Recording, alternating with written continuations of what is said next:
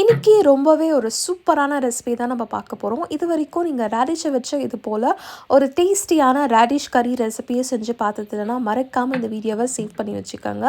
Next time வீட்டில் radish இருக்கிறப்போ நம்ம இந்த மாதிரி ரெசிபியை செஞ்சு பார்க்கலாம்.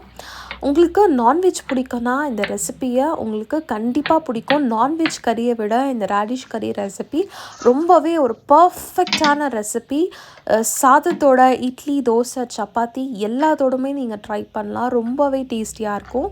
இந்த ரெசிபி பண்ணுறதுக்காக நம்ம ஒரு மசாலா வாட்ட போகிறோம்.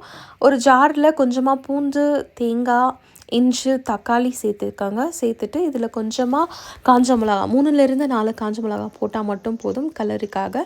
இப்போது இதில் கொஞ்சமாக சோம்பு, சீரகம், மிளகு, வெந்தயம், அப்புறம் இதில் கொஞ்சமாக கசகசா சேர்த்துட்டு கொஞ்சமாக தண்ணி சேர்த்து எல்லாத்தையும் நல்லா ஆட்டி எடுத்துக்கோங்க. இது போல் நல்லா ஆட்டிக்கணும். நம்ம எவ்வளோ நல்லா மசாலா வாட்டுறோமோ நம்மளோட கறியும் ரொம்பவே டேஸ்டியாக இருக்கும்.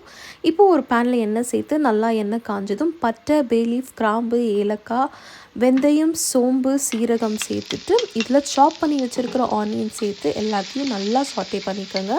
ஆனியன்ஸ் நல்லா சாட்டே ஆனதும் இதில் கொஞ்சமாக மஞ்சத்தூள், 2 ஸ்பூன் கொழும்பு மிளகாத்தூள் சேர்த்துக்கோங்க. உங்கள்கிட்ட கொழும்பு மிளகாத்தூள் இல்லைன்னா 1 ஸ்பூன் மிளகாத்தூள், 2 ஸ்பூன் தனியாத்தூள் சேர்த்துட்டு எல்லாத்தையும் நல்லா ஃப்ரை பண்ணிக்கோங்க. இதில் கொஞ்சமாக கருவேப்பிலை சேர்த்து எல்லாத்தையும் நல்லா சாட்டே பண்ணி எடுத்துக்கோங்க. மிளகாத்தூளோட பச்சை வாசனையெல்லாம் நல்லா இதிலேருந்து போன பிறகு இதில் ஆட்டி வச்சுருக்கிற மசாலாவை இதில் சேர்த்துட்டு நல்லா ஸ்லோ ஃப்ளேமில் குக் பண்ணுங்கள். நம்ம எவ்வளோ நல்லா ஸ்லோ ஃப்ளேமில் குக் பண்ணுறோமோ நம்மளோட ரேடிஷ் கறி ரெசிபியும் ரொம்பவே டேஸ்டியாக இருக்கும். இந்த மசாலா நல்லா ஸ்லோ ஃப்ளேமில் குக் ஆகி எண்ணெய் நல்லா பிரிஞ்சு வந்ததும் இதில் கட் பண்ணி வச்சுருக்கிற ரேடிஷ் இதில் சேர்த்துட்டு நல்லா சாட்டே பண்ணி இந்த மசாலாலேயே ஒரு 10 மினிட்ஸ் நல்லா குக் பண்ணுங்கள். முழுங்கி நல்லா இந்த மசாலாலேயே நல்லா கொஞ்சம் நேரம் குக் ஆகட்டும். இப்போது இதில் கடைசியாக கொஞ்சமாக தேவையான அளவு உப்பு, அப்புறம் தண்ணி சேர்த்துட்டு எல்லாத்தையும் லிட்டை க்ளோஸ் பண்ணி நல்லா மிக்ஸ் பண்ணி நல்லா கொதிக்க விடுங்க.